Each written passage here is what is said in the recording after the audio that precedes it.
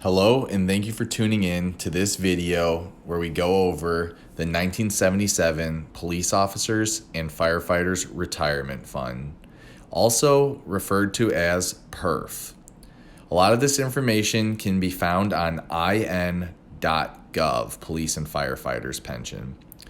The vision on their website is engaged members able to realize their retirement dreams. So I ask you, do you have retirement dreams? Do you have retirement goals? Is this something you're preparing for? If not, you should be.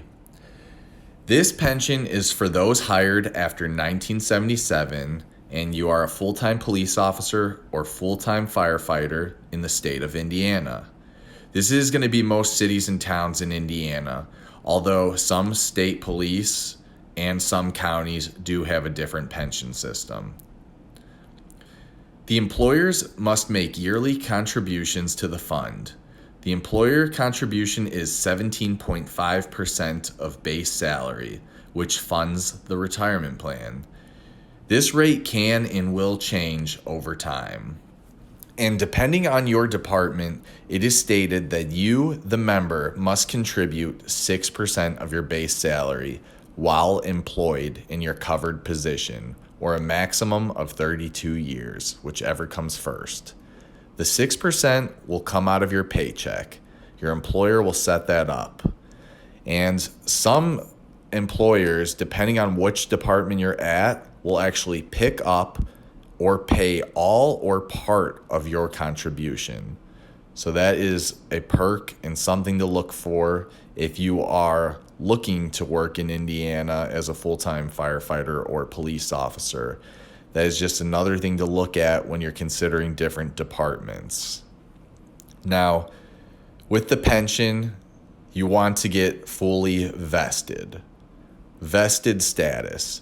You are vested in the 1977 fund with 20 years of active service. 20 years is a good number. Some agencies and departments, you need 30 years. Investment options. There are currently no investment options for members of this fund. It is what it is. You can't contribute more, and you can't pick what type of funds this investment contributes to. But once you're fully vested, you'll have a set retirement number, and we'll talk more about that in a moment. Retirement benefits. You must meet age and service eligibility requirements. So 20 years and you can collect unreduced benefits at the age of 52. You can even collect reduced benefits at the age 50 if you have retired from service and ended your employment. The retirement benefit is calculated as a percentage of the annual salary of a first-class patrolman or first-class firefighter in the year you ended active service, plus 1% of that salary for each full 6 months of active service over 20 years, to a maximum of 12 additional years. So a total of 32 years you would be maxed out. This doesn't consider COLAs or cost of living adjustments, which can be added on year-to-year basis depending if they decide to add a cost of living adjustment. The maximum annual benefit you may earn is 76% of annual salary of a first-class patrolman or firefighter. The salary at the time of separation from service, not considering any future cost of living adjustments. Regular retirement. You can have a full retirement at age 52 with 20 years. So if you're age of 52 and you have 20 years on, you will be fully vested and can start taking your pension paychecks. You would then receive a monthly payment that equals at least 50% of the base salary or the first class salary. Now that is going to depend and differ department to department or agency. So that is something that you can look into if you're actively looking for a job as a firefighter or police officer. Not only do you want to look at the pay and benefits, but you also can inquire about their first class salary. And that can obviously change.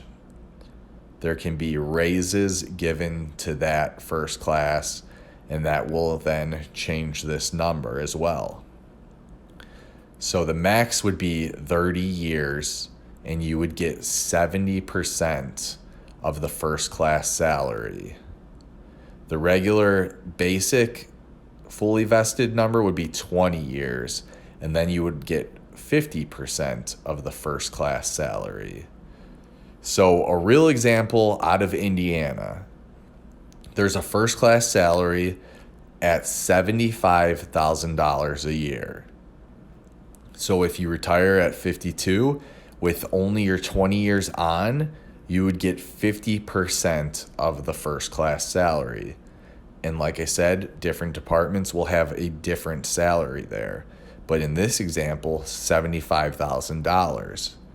So you did your 20 years, you can now collect 50% of 75,000, which will be 37,500 a yearly salary, and you can collect that for the rest of your life as long as you live. So having a job with a pension is a great perk. If you were to do 30 years, you would then get 70% of that first class salary. So in this example, which could be a real example, 75 grand, 70% is $52,500 a year. So you do your 30 years, you can stop working if you can live off that much money, $52,500. So in future videos, we will talk about other ways to prepare yourself for retirement, but this is some basic information on the 1977 Police Officers and Firefighters Retirement Fund. Some basic recommendations.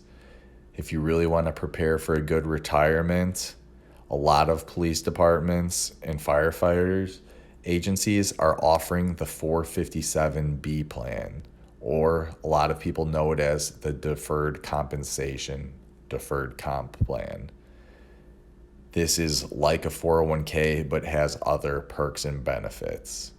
I can discuss it a lot further in a different video, but right now in 2021, the max contribution you can do to the 457B is $19,500, excuse me. And you can also contribute to a Roth IRA, an individual retirement account under the United States law that is generally not taxed upon distribution. It's provided certain conditions are met. So most people, depending on how much they make, high earners may not be able to contribute to a Roth IRA, but for most police officers and firefighters, they would be able to. And the current contribution rate to that is $6,000 a year, or $12,000 a year for a married couple. And that money, you already pay taxes on it. It's in your bank account. You can set this up yourself through different brokerages and investment agencies such as Fidelity, TD Ameritrade, Vanguard.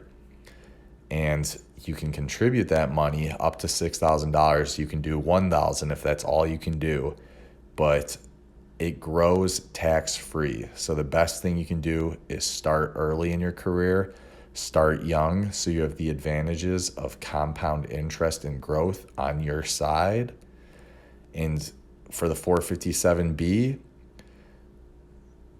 some actually are starting to offer the Roth version of that, but that's something you have to think about. Are you going to make more money in retirement or during your working years? You may want to go the traditional route and get taxed so that you pay less in taxes now, and you can pay the taxes on your gains later when you start using that to live off of.